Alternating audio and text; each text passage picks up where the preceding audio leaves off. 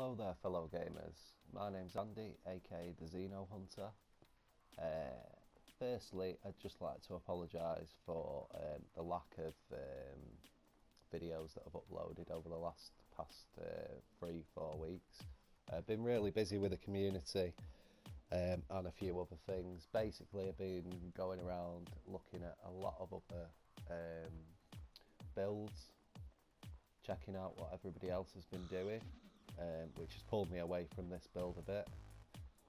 Also, when it came to me doing the week 5 video, I'll just quickly show you now. When it came to me doing the week 5 video, I basically only had a lump of soil, because obviously these mountains here take a hell of a lot of time to build up. So basically all I had was a lump of soil that was like that.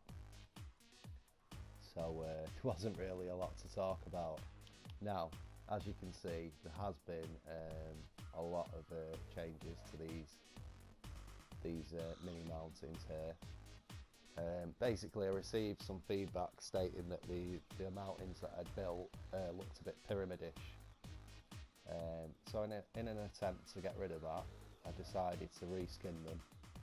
So what I've basically done, obviously, is built up a little bit with rock and gravel, and I really like the effect. I think it looks really good. I never intended to do any of this, to be honest. I was just going to cover everything with snow, but I'm really glad that I did. What I've also done, as you can see, is the rocks that are kind of going down the mountain, flowing down the mountain. I've kind of continued them as well, so it just blends in with the rest of the landscape. What I will do, because I've had a lot of requests on people asking me, you know, how do you do the terraforming?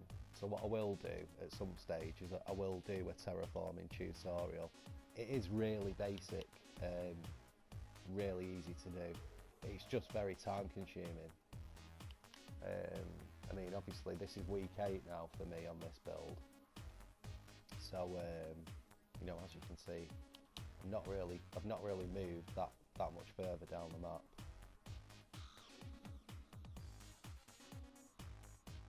Show you quickly what I have done. Yeah, so as you can see, I've done the same with the rocky skin on this side as well. I just think it looks so much more impressive than just covering it in snow. Also, you'll never see the Minecraft builder. You know, obviously when you just set up a normal, not a super flat map, when you just set up a normal map, obviously it builds all the landscape, doesn't it? Well, you'll never see Minecraft be able to create something like this, so it also makes the map extremely unique and different from anything else that's around at the moment. I mean, there is loads of, I think there's about 4 or 5 Middle Earth maps on the PC, and none of them will look like this, because they use the world edit, which is basically similar to what the Minecraft game does when you just start a non-super flat world. They just obviously program the mountain to be a certain height and a certain width, and it'll just generate it from there. Yeah, so I mean, as you can see, I've put a hell of a lot more detail into this area. I've still got loads to do. I've still got to finish all this ice off. That needs expanding. Obviously I've got to put the cracks in it. I'm not too sure what I'm going to do with these icebergs. I'm not too sure whether I'm going to bring the ice out into the field itself, or whether I'm going to actually make all of these icebergs a bit bigger and a bit more random looking, because at the moment they kind of look a bit, you know, like they look a bit too even, in my opinion. But I've just not had the time to bother changing them. So anyway, yeah, so what I've done, obviously, apart from the terraforming that you can see, is I've also done some redstone. Well, I've not actually done this myself. I've actually got a friend who helps me with the redstone. I'll just quickly show you, because there is going to be a lot of redstone in this map. Because the plan is that obviously once I've finished building the continent, I'm going to turn it into an adventure map, and there'll be quests and stuff like that. So we've just been, basically I've just had my friend, Marsh he's called, he's come on and he's kind of helped me with the redstone, because to be honest with you, I haven't really got time to do everything myself. Terraforming takes so long as it is. So we've got a little gravel door here that just slides into the floor, which is pretty cool, I think. Now bear in mind, some of you may be thinking, oh well, it's gravel, you can just smash through it. Bear in mind, this will be an adventure map, as I've said, so you won't be able to smash through it unless you've got a spade.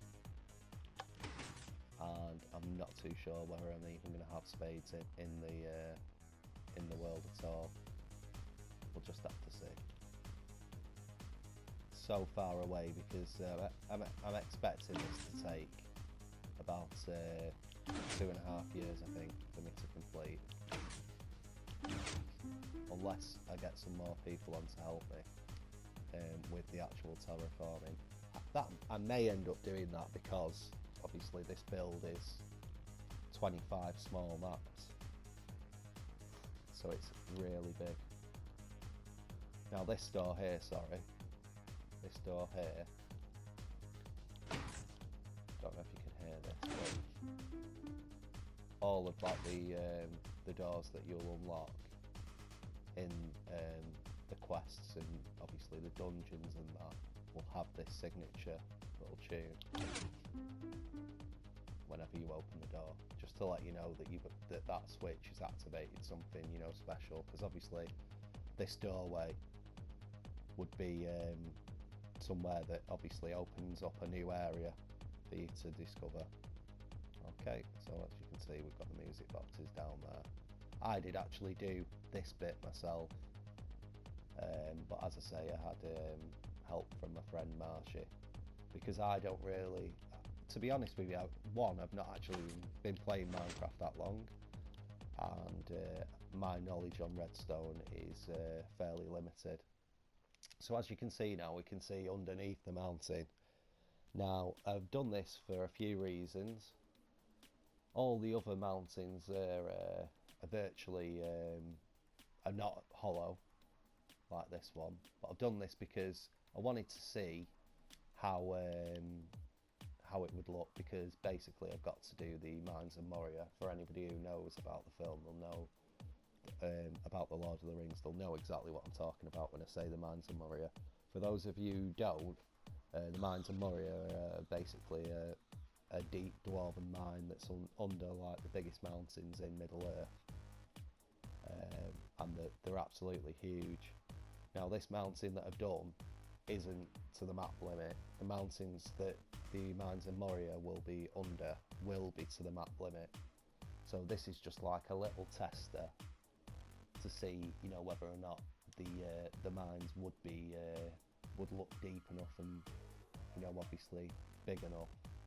And I'm pretty happy that they will be. I'm pretty happy with the results of this. This, as I said in my last YouTube, because there was part of this showing, this will be like a cavern. It won't look anything like this. It'll be textured with rock and soil and stuff like that, and it'll be made to look like a cavern. But anyway, let's carry on. Yeah, so as you can see, this is part of the process of the terraforming. I'm teaching myself as I go along here, you see, so as you can see, I've gone really deep with the soil. That's probably about 20 blocks there deep, which is too deep really. There's no need to go that deep. But because I'm kind of like winging it as I go, you know, kind of learning myself. So as I said in my last YouTube, this is going to be this mountain, couple of mountains here. These are going to be a kind of hidden town, for a race that lives in this area. I have actually changed it slightly to what I originally said. I originally said it was going to be like a crevasse. I'm not too sure. I may put a bit of an opening in it.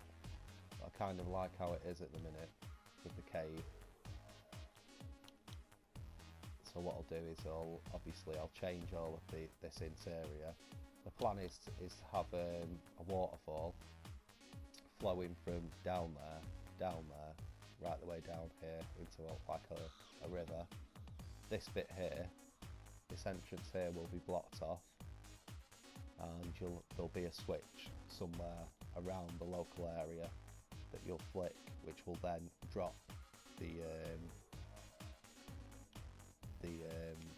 wall that will be blocking the way to get into this cave. As I say, there'll be like a little town in here, and obviously there'll be a bit of story and a bit of that'll lead you on to like the next bit of the quest. But that's so long off at the minute that I'm trying to avoid, you know, thinking about stuff like that, because there's just so much building work to do. But there you go. Yeah, so I mean, really the only differences since the last stream are the textures on the mountains.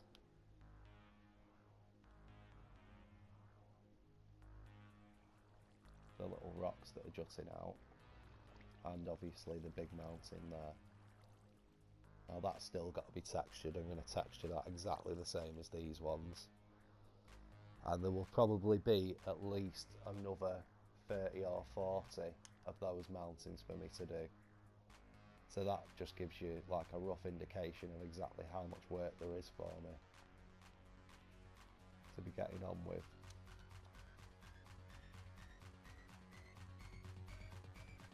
Okay, right, so as I say, for those of you who are looking at this and thinking, well, you know, I couldn't do that, I'm going to do a terraforming tutorial to show you guys that it really is dead easy and that anybody can do it. It's just a case of putting the time in and knowing, you know, the kind of process that you need to go through. I think that's kind of it for this week now.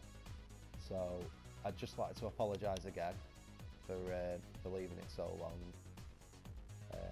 And obviously I'd like to say thanks for your support, thanks for watching me, and I'll try my best to make sure that I've got another video for you with some more of this map done for next week. So on that note, I will say until the next time, and thanks for watching.